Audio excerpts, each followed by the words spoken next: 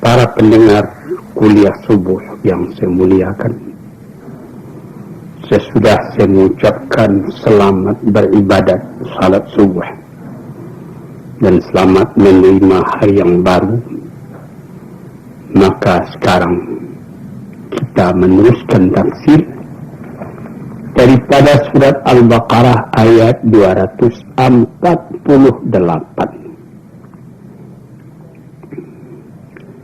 أعوذ بالله من الشيطان الرجيم وقال لهم نبيهم إن آية ملكه أن يأتيكم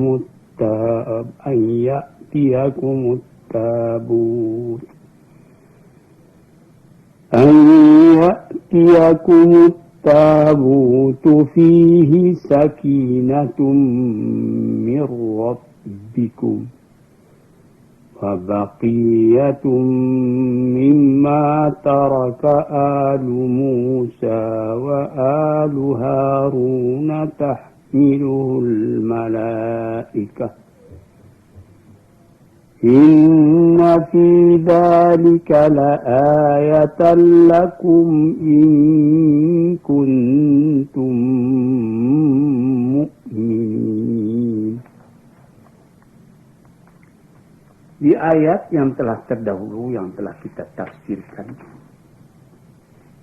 yaitu tentang keinginan mempunyai raja yang akan dapat memimpin mereka di medan perang.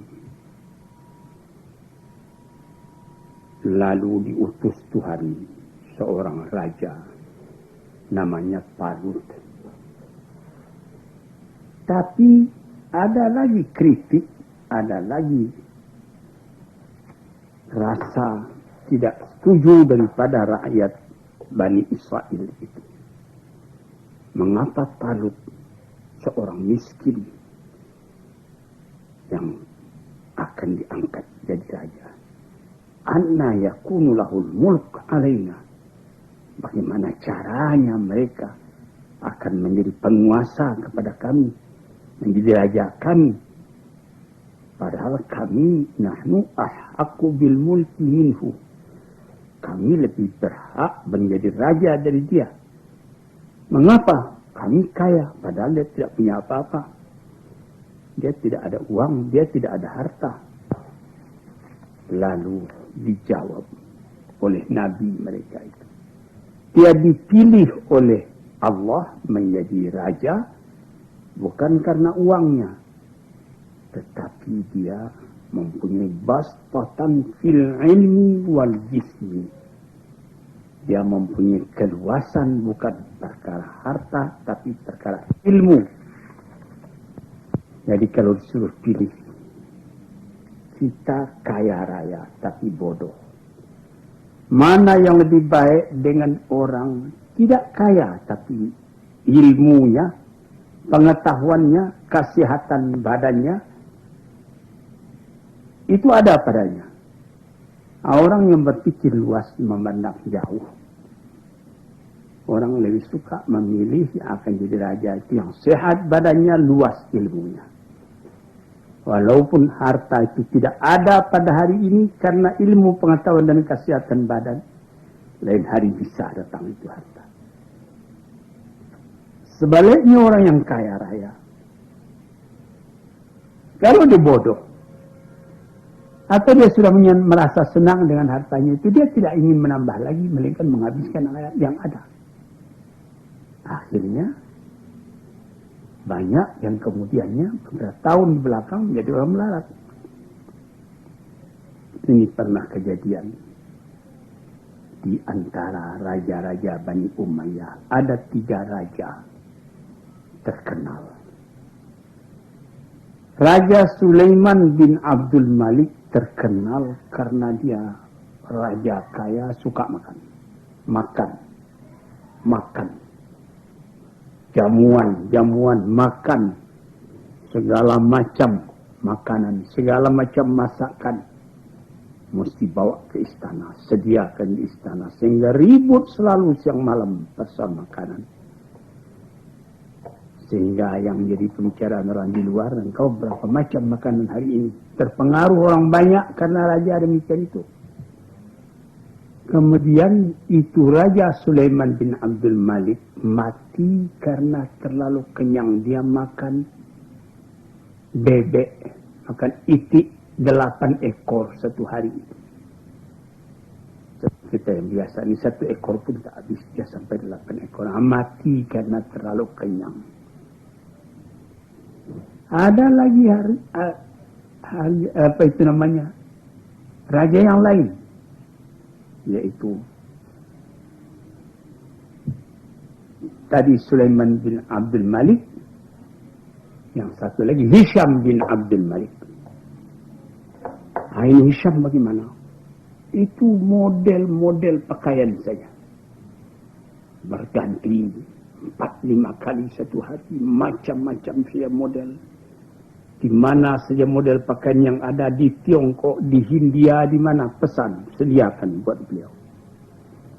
Sehingga ketika dia naik haji ke Mekah, entah berapa puluh, 20-30 ekor unta untuk spesial membawa pakaian beliau saja. Kemudian memerintah pula Umar bin Abdul Aziz. Ini raja tidak kaya. Tidak memikirkan makan sekedarnya. Pakaian sekedarnya lekat di tubuh. Dia tidak mengambil baitul mal untuk kepentingan dirinya sendiri.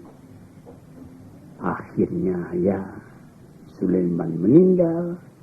Hisham bin Abdul Malik meninggal. Umar bin Abdul Aziz meninggal. Beberapa tahun kemudian dilihat orang yang keturunan Hisham bin Abdul Malik itu, keturunannya, dia tidak berkuasa di raja lagi, memberi aib, minta kepada orang lain. Bagaimana keturunan Umar bin Abdul Aziz? Dia membagi-bagikan zakatnya kepada fakir dan miskin. Umar bin Abdul Aziz sendiri tidak kaya. Dia meninggalkan ilmu kepada anaknya. Dia meninggalkan kehidupan yang sejati. Sedang keturunan Hisham dan keturunan Sulaiman yang ditinggalkannya cuma harta, bukan pendidikan. Nah, ini yang dikatakan di dalam kitab Al-Iqdul Farid tentang sejarah manusia. Nah, di sini kita melihat tentang Talut menjadi raja itu. Diprotes orang karena tidak kaya, tapi dia ada ilmu, tubuhnya sehat. Ini yang penting. Dan Allah akan memberikan dia punya kekuasaan kepada barang siapa yang dikehendakinya. Dan Allah Ta'ala itu maha luas lagi maha mengetahui.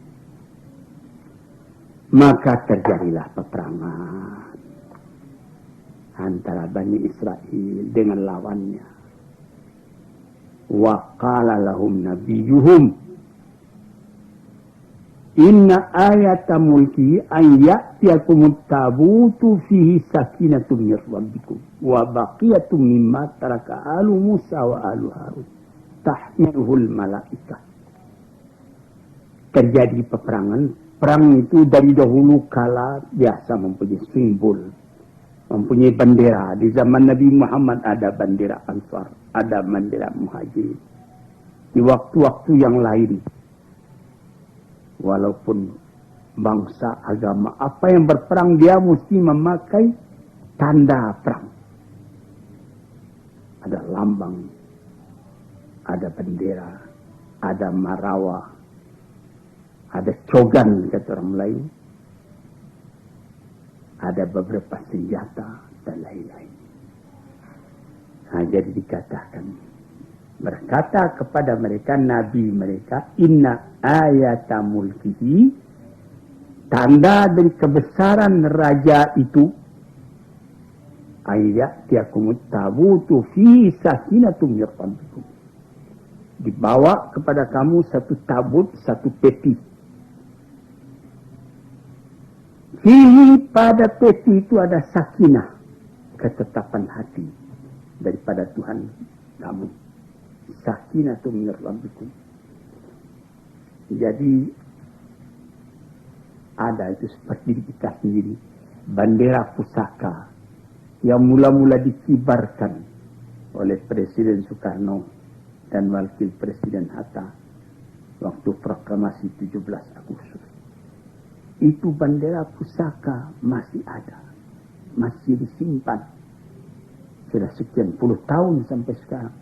Sudah lusuh, sudah hampir cair, tapi masih dipelihara. Itu seperti ayatul mulki di kita itu. Tanda kebesaran. Sesudah Presiden Soekarno, sekarang sudah Presiden Soeharto, bendera pusaka masih tersimpan baik. Apa itu syirik? Bukan syirik. Kalau syirik tentu Nabi tidak ada mengerjakan demikian itu. Lambang, malah kalau saudara dengar cerita yang sahih seperti Sayyidina Muawiyah sendiri, ada seorang penyair diberi oleh Nabi hadiah burdah, yaitu satu selendang burdah Nabi namanya. Kemudian setelah Muawiyah merintah dibelinya burdah hadiah Nabi kepada penyair tadi sekian puluh ribu dinar. Buat apa? Buat lambang. Ya ada menyimpan bendera Nabi. Ini tuan-tuan yang terhormat, supaya kita luas berfaham dalam agama. Buat apa? Kalau orang yang tidak ada rasa, buat apa itu?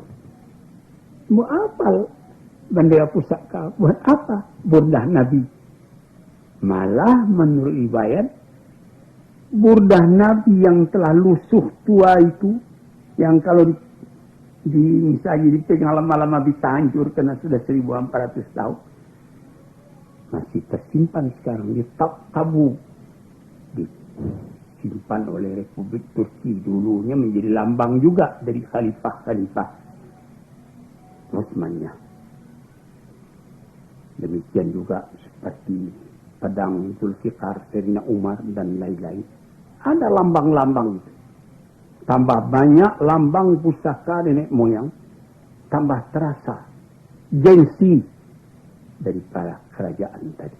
Jadi di sini supaya tuan-tuan dapat mengetahuinya, Nabi mereka itu mengatakan tanda kekuasaannya ialah supaya akan datang kepada kamu tabut satu peti.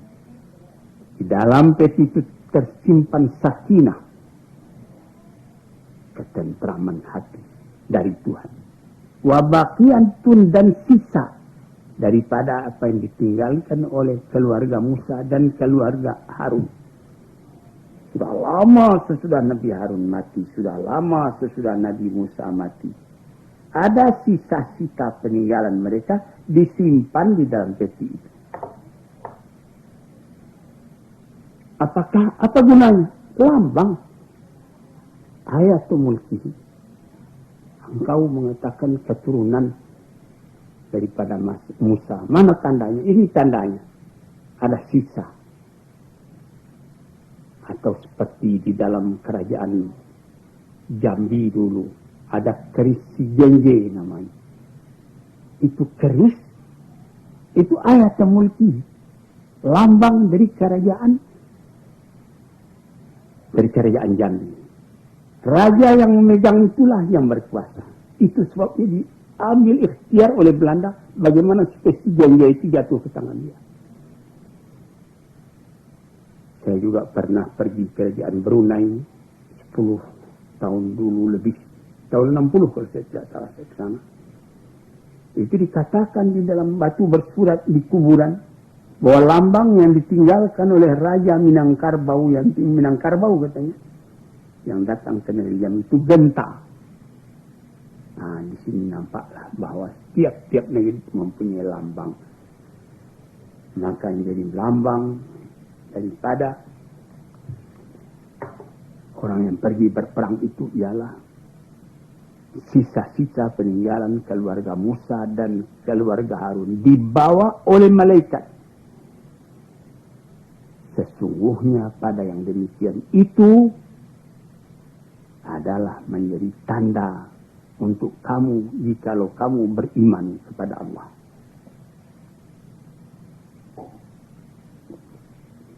Saudara-saudara yang terhormat, seperti kerajaan Turki yang punya lambang. Apa lambang? Bulan bintang. Kenapa? Katanya ada satu cerita saya baca. Itu kalau di hari jernih, langit terang cuaca baik, itu bulan bintang kelihatan dekat. Tapi musuh-musuh katanya mendekatinya.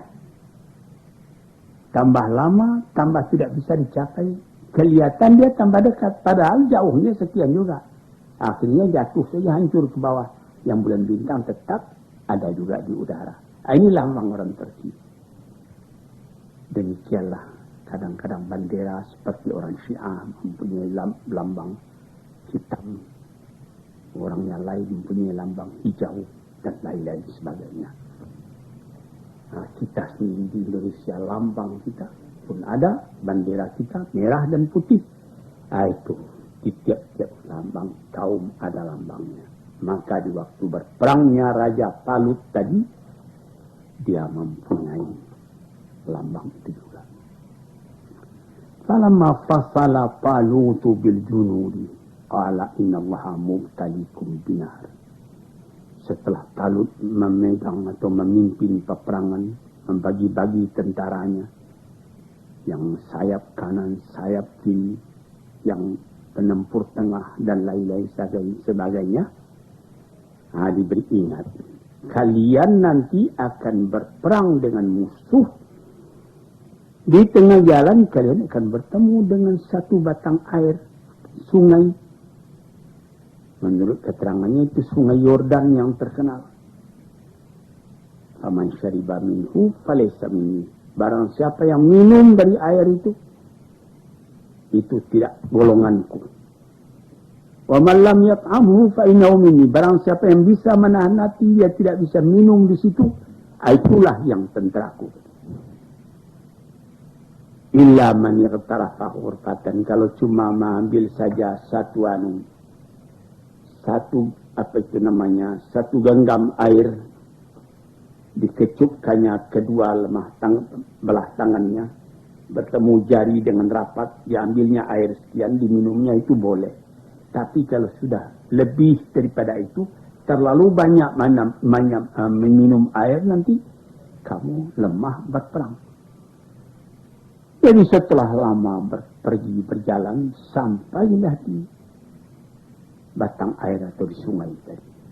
Diberi ingat, ingat, jangan banyak minum, cukup satu ciduk saja dengan air. Tapi yang minum satu ciduk itu tidak cukup, ya Allah, dia minum sampai dia punya perut jadi gempung karena minum. Fasyaribu minhu illa qalilan minhum. Semua minum, cuma sedikit yang tidak minum. Jadi kalau sudah terlalu banyak minum, kegesitan berjalan tidak ada lagi. Kalau sedikit saja bisa kuat, tapi kalau sudah tak minum karena panas, airnya dingin, dihantam, lemah badan. Setelah lepas dari tempat minum itu, falamma jawazahu huwa walladina amanu ma'hu. Setelah lepas dari tempat itu, Nabi dan bersama dengan orang-orang yang beriman itu, qalu la taqata lana al-yawma bijalut wa junudih. Ini kita sudah capek ini. Kita tidak kuat lagi berhadapan dengan Jalut atau Goliat dan tentaranya. Jadi sebagian besar orang yang turut minum karena dia yang banyak minum tadi, tidak kuat pergi berjuang lagi. Qala alladziina yadhunnuna annahum mulaqu rabbihim. Tapi orang yang memegang disiplin dengan keras, dia tidak minum kecuali sejemput air saja.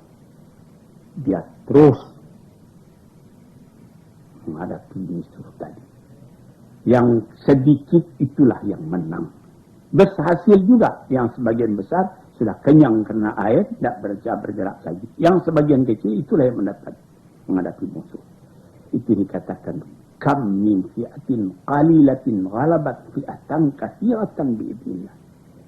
Bukan perkara yang heran kalau golongan kecil bisa mengalahkan golongan besar dengan izin Allah. Karena golongan yang kecil tadi kuat disiplinnya, kuat jiwanya, tidak dia minum dan sekedar sedikit saja, maka mereka lah yang menang. Wallahu ma'as sabirin, dan Allah adalah bersama-sama dengan orang-orang yang sabar.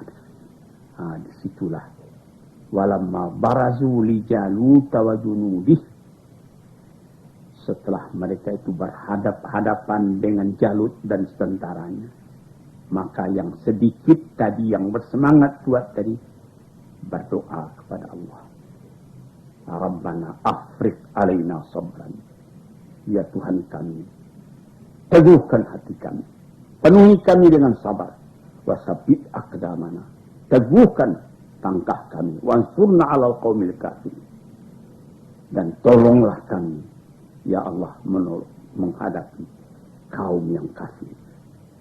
Fahazamuhum, kalahlah musuh tadi dengan izin Allah. Daud sendiri yang membunuh kepada Jalut itu.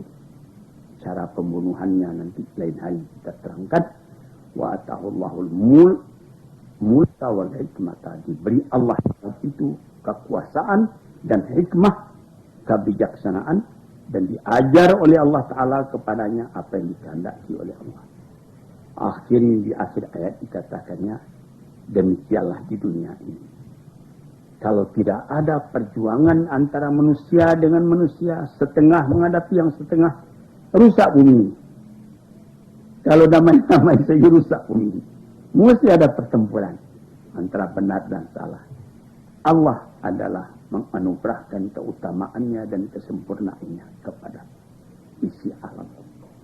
Demikianlah ayat-ayat Allah kami bacakan kepada engkau dengan kebenaran, dan sesungguhnya engkau ya Muhammad adalah orang yang diutus oleh Tuhan. Sekian dulu. Assalamualaikum warahmatullahi wabarakatuh.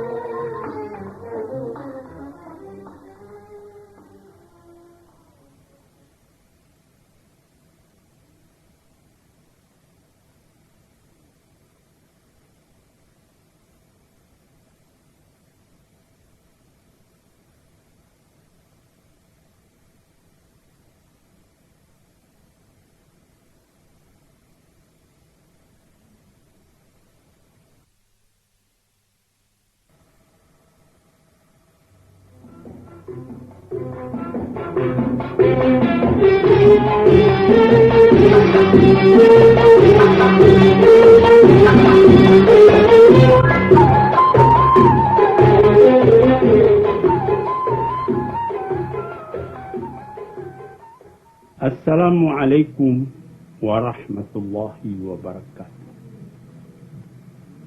Hari ini, saudara-saudara yang terhormat, akan kita sambung lagi hal ihwal yang berkenaan dengan tasawuf. Hari ini kita akan membicarakan bagaimana hati. Ketahuilah bahwa sungguhnya hati itu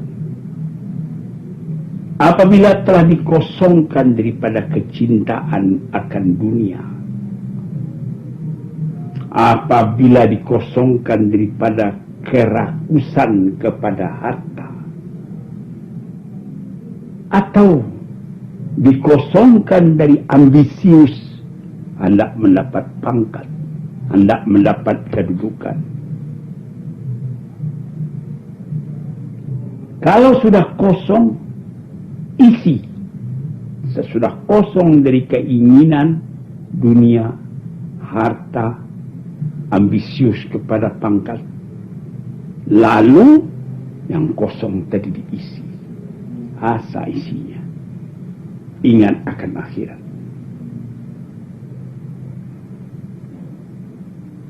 Mementingkan kepada bakal yang akan dibawa ke akhirat itu. Persiapan untuk datang menghadap kepada Allah.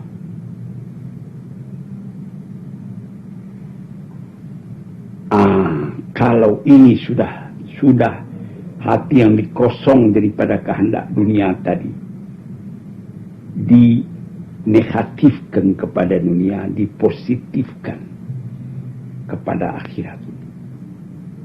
Itulah permulaan dari terbukanya jalan. Karena kadang-kadang mata kita disilaukan oleh barang yang fana, sehingga kita lupa kepada barang yang bakal.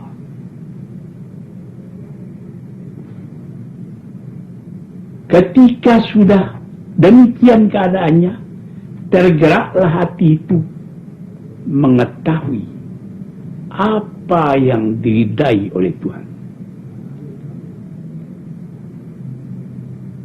Ini mengosongkan dari harta, menggantinya dengan ma'rifat. Sehingga nanti berubah pandangan hidup kita itu. Kita tidak memandang lagi besarnya dan pentingnya dan mahalnya harta. Pangkat-pangkat pun demikian pula. Dalam keduniaan kita ingin kepangkatan.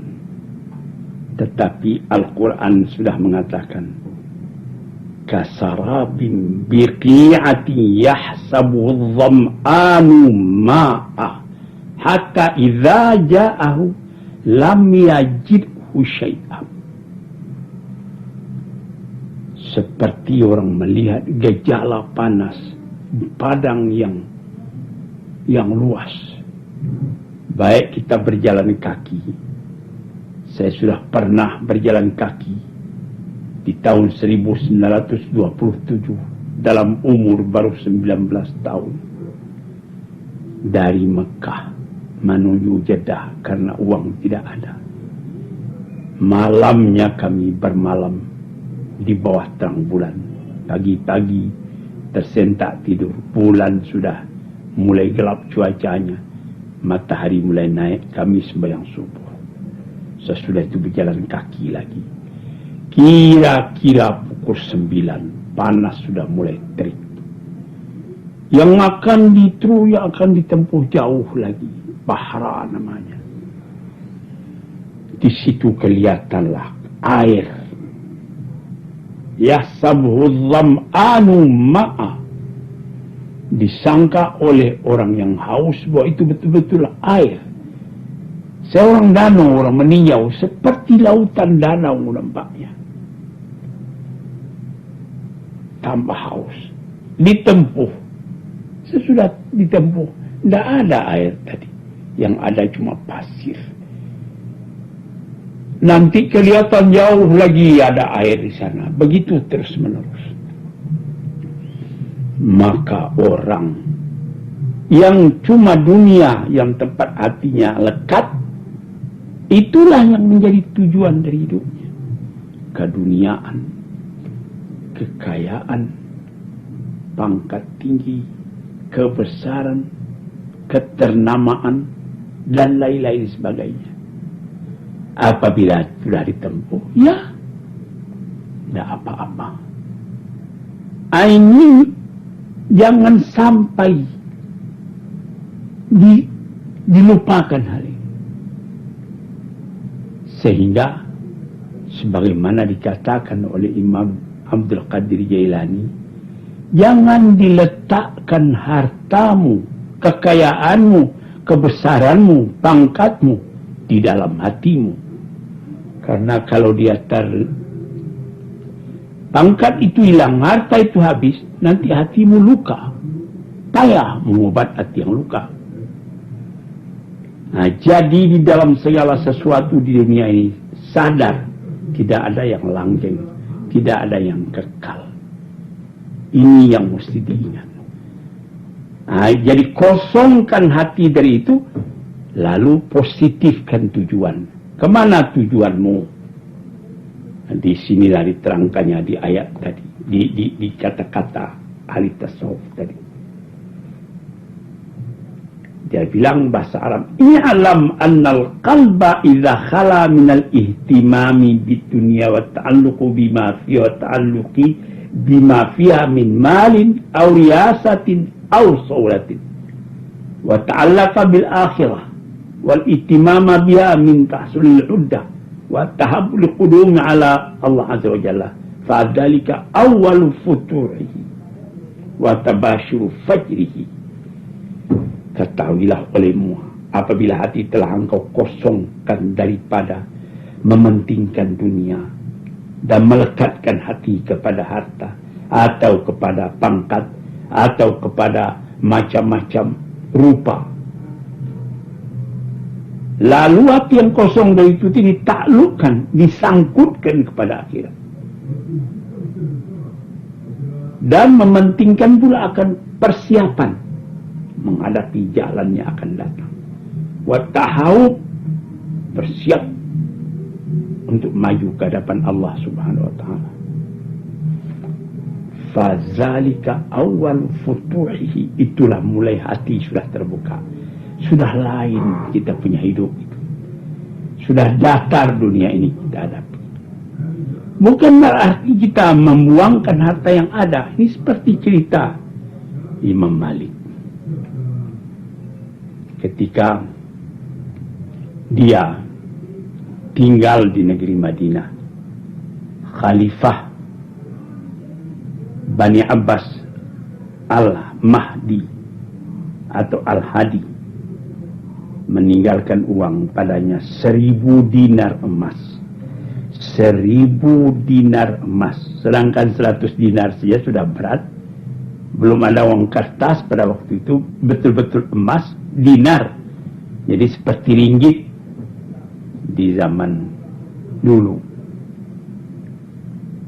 Ditinggalkan, disimpannya uang itu baik-baik. Ketika khalifah sudah datang ke Madinah, balik dari mengerjakan haji, Bapak Imam Malik katanya, saya harap Bapak mari kita sama-sama pindah ke negeri Baghdad. Di situ Bapak lebih leluasa berfatwa. Imam Malik menjawab dengan senyum, saya lebih suka nanti kalau mati dikuburkan di kubur tempat Rasulullah meninggal. Kemudian dia uang tadi tidak dibelanjakannya walaupun 1 dinar, dikembalikannya katanya. Ini barangkali maksud tuanku tempoh hari meninggalkan buat belanja, saya berangkat ke Baghdad. Ini uang belum spesial juga habis, ini saya kembalikan. Kalau hatinya itu takluk ke dunia, 1000 dinar, tentu dia tahan, dia balik. Apa kata khalifah? Saya bukan meminta uang itu, simpanlah kembali uang itu buat belanja Bapak. Sekarang saya tambah hadiah, dikasihnya kuda Arab yang bagus. Dan nanti kalau Bapak mau pergi ke mengajar ke masjid, kalau memang tidak bisa pindah ke Baghdad, inilah kuda untuk Bapak kendarai. Terima kasih. Datang muridnya Imam Syafi'i. Sesudah raja pergi, Imam Syafi'i datang. Ini kuda dari mana ini Pak? Bapak guru, ini hadiah Khalifah Al-Hadi. Bagus sekali, memang bagus. Dan ini sesuai buat pakaianmu. Ambillah buatmu kuda ini. Jadi tidak lekat harta itu dalam hatinya. Uang dia simpan, kalau datang orang minta dia kasih. Kuda yang begitu bagus dikasihnya kepada muridnya. Katanya, "Naam wa khair, wa laik bika," katanya.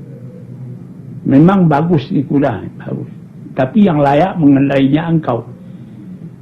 Nah, itu orang yang hatinya kosong dari dunia, tapi ada yang lebih tinggi dari dunia yang dia inginkan, yaitu persiapan buat menuju hari akhirat. Orang-orang yang seperti itu bukan dia miskin, dia kaya. Kenapa? Siapa yang katakan kaya? Orang yang tidak banyak keinginannya dalam dunia ini, itulah orang yang kaya. Siapa orang miskin? Yang terlalu banyak keinginannya. Sudah ada merek mobil yang bagus, Holden, belum puas, dia minta Mercedes. Sudah dapat Mercedes, belum puas, dia minta Rolls Royce. Belum puas, diminta yang lebih tinggi lagi, atau yang lain-lain. Orang ini karena hatinya tidak takluk kepada cita-cita yang lebih tinggi. Jadi dalam kata ini Ibnul Qayyim mengatakan, orang yang sudah kosong hatinya daripada dunia, tidak lagi lekat harta di dalam atau kebesaran. So, Imam Syafi'i pernah mengatakan, orang yang besar ialah yang tidak tahu bahwa dia besar. Ini itu sesuai dengan hadis Nabi, man tawadha'a rafa'ahu Allah. Barang siapa yang mendudukkan dirinya di tempat tawadhu', itu yang dibesarkan oleh Tuhan. Tapi orang man tarafa'a wada'ahu Allah, dia meninggi, saya mesti, ini etiketnya begini, protokolnya begini, saya mesti duduk di atas mobil begini. Ini mesti aturan kalau saya fit, very important person, tempat saya mesti sedia. Kalau begitu itu orang kecil, dia sudah diikat oleh keadaan dunia tadi. Ini yang diterangkan di dalam kitab tasawuf.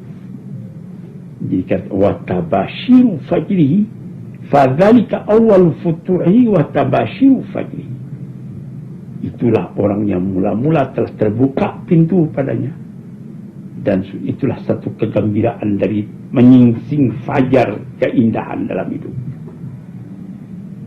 Fa'inda dzalika yataharraku qalbuhu li ma'rifati ma yarda bihi rabbuhu minhu. Waktu itu tergeraklah hatinya, hendak mengetahui apa yang diridai Allah daripadanya, apa yang disenangi Allah daripadanya. Ringan dia mengerjakan tahajud, ringan dia mengerjakan salat duha. Mengomel dia pada dirinya kalau dia tersangkut akan sembahyang sehingga tidak sembahyang di awal waktu. Menyesal dia kalau dia tidak menolong orang yang kesusahan. Maka tuan-tuan yang terhormat, fayaf'aluhu, dikerjakannya lah apa yang disenangi oleh Allah, didekatkannya dirinya kepada Allah, dan dijauhinya apa yang Allah tidak senang. Inilah tanda dari iradatnya atau kemauannya yang sudah positif untuk mendekati Allah. Inilah kekayaan yang abduhas samawati wal ardh, yang luasnya seluas langit dan bumi. Karena fa inna kullaman ayqana biliqa'illah wa innahu sa'ilu min kalimatain us'al anhumal awwalun wal akhir madza kuntum ta'budun. Kalau dia sudah yakin kepada bahwa dia akan bertemu dengan Allah, dan bahwa dia nanti apabila meninggalkan dunia ini akan ditanya, apa pertanyaan? Madza kuntum ta'budun? Siapa yang kamu sembah? Kata yang kedua apa? Maja ajabtumul mursalin. Bagaimana jawabanmu? Bagaimana sambutanmu tentang seruan Rasul-Rasul?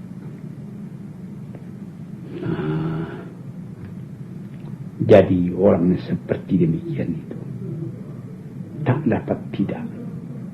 Dia mesti sadar mencari ma'rifat kepada yang disembahnya dan mencari jalan supaya sampai kepada yang disembahnya itu.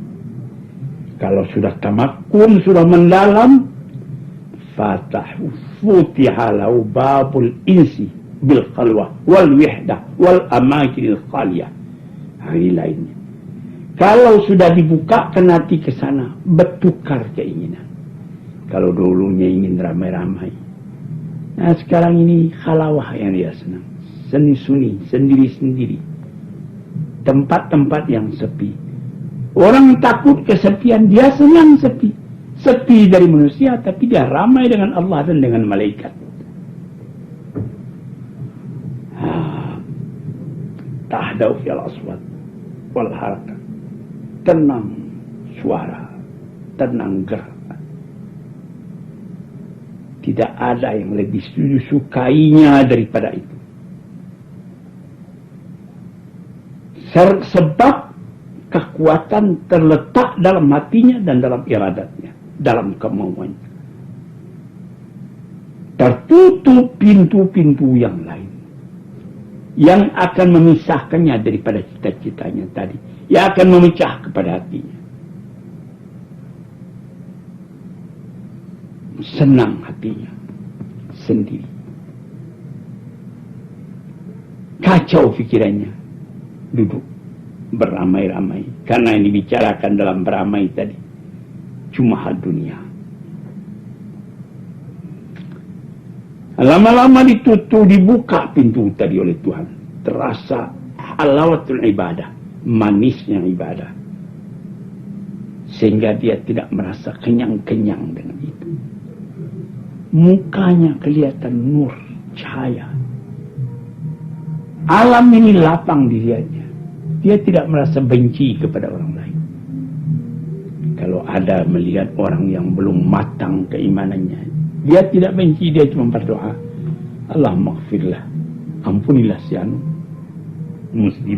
Meskipun Allah maghfirlah warhamhu wa'afi wa'af anhu itu didoakan untuk orang yang telah meninggal, tapi juga dia pakai doa itu melihat orang-orang yang belum mendapat petunjuk itu.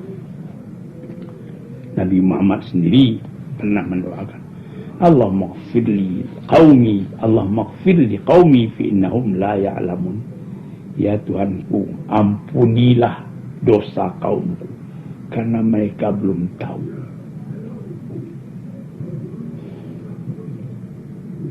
Jadi tuan-tuan yang terhormat, orang yang begini telah merasa lazat, kepuasan, kesenangan yang lebih daripada kesenangan main-main dalam dunia ini, menuruti syahwat. Cobalah, saya muda akan kaji sedikit. Pemuda-pemuda yang sedang naik nafsunya, melihat perempuan cantik misalnya, hatinya tertarik, perempuan itu pun merayu, lalu dia mengerjakan pekerjaan yang melepaskan nafsunya. Sesudah itu nanti dia menyesal. Sesudah dapat bahaya dari kehidupan itu, dia menyesal. Dunia ini seperti orang minum, orang haus minum air, tapi air ini minum air laut, tambah diminum tambah haus.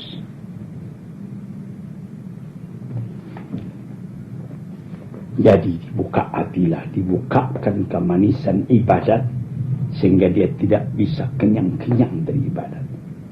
Dia rasakan kepuasan, ketentraman hati, berlipat ganda daripada kepuasan karena menuntut permainan dunia dan mencapai syahwat. Sehingga orang itu apabila dia masuk kepada sembahyang, dia ingin biarlah terus saja sembahyang. Kemudian itu dibuka lagi, satu dibuka, dua, buka yang ketiga, merasa manis mendengarkan kalamullah. Idza tuliyat alaihi ayatuna zadathum imana wa ala rabbihim yatawakkalun. kalau dibacakan kepada mereka itu ayat kami, kata Tuhan, bertambah imannya dan dia bertambah tawakal kepada Tuhan.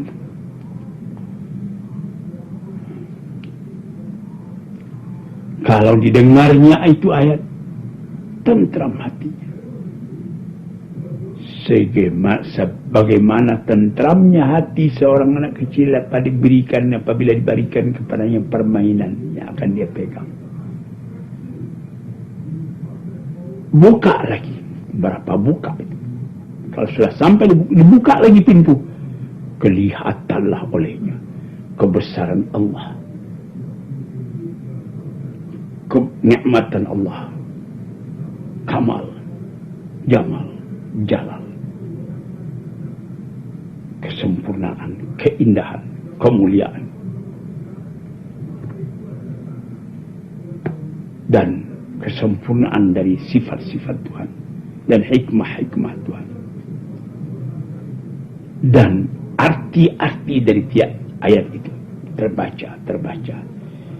Sebagaimana saya baca dalam sejarah Iqbal, bagaimana membaca Quran ayah katanya kepada ayahnya. Ayahnya menjawab, baca dengan tekun seakan-akan engkau rasai nanti bahwa Quran itu turun kepada engkau. Terasa itu.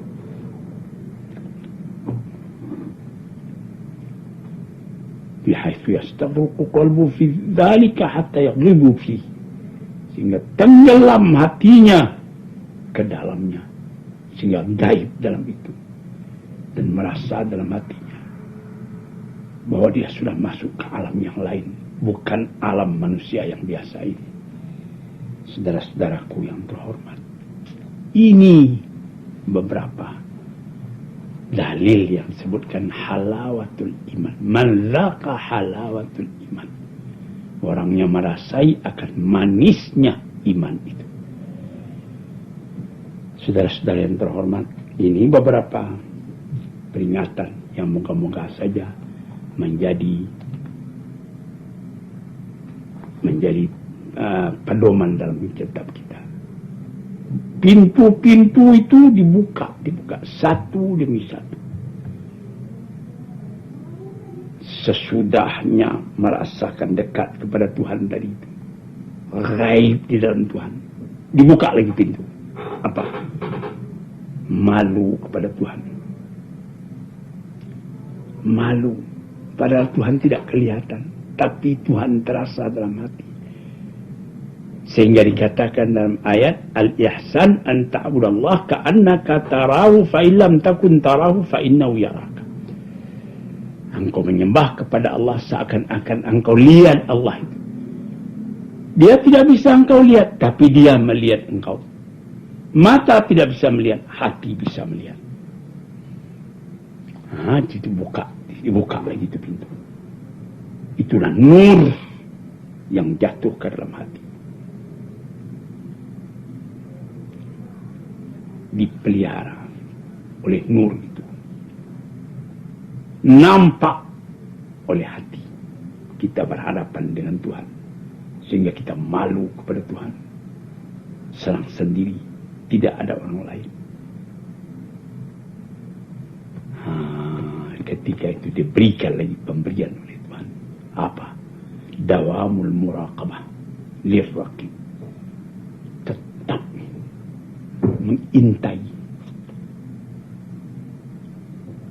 yang dicintai itu, tidak melihat kepada yang lain melainkan kepada dia.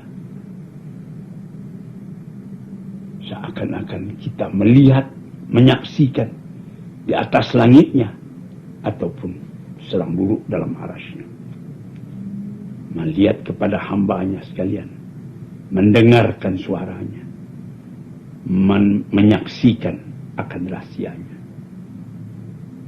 Kalau ini sudah tercapai, bertambah maju kehidupan dari dia hidup sendiri, wujud sendiri, manusia pun wujud dalam hal yang lain. Dia wujud di hadapan Tuhannya, di hadapan walinya. Dia memandang kepada Tuhan dengan hatinya. Padahal manusia lain tak memandang apa-apa. Sebab dia tidak diberikan syahadah. Melainkan yang ada syahwat dunia. Fahuwa yarahum. Allah memandang dia. Meskipun dia tidak memandang Allah. Dan tidaklah mereka memandang kepadanya. Melainkan sebab dari kesadarannya akan wujudnya. Hadirin yang terhormat, cukup sekian dulu. Nanti insyaAllah di hari yang lain dalam fasal tasawuf ini kita sambung lagi keasyikan kita memandang Tuhan itu. Assalamualaikum warahmatullahi wabarakatuh.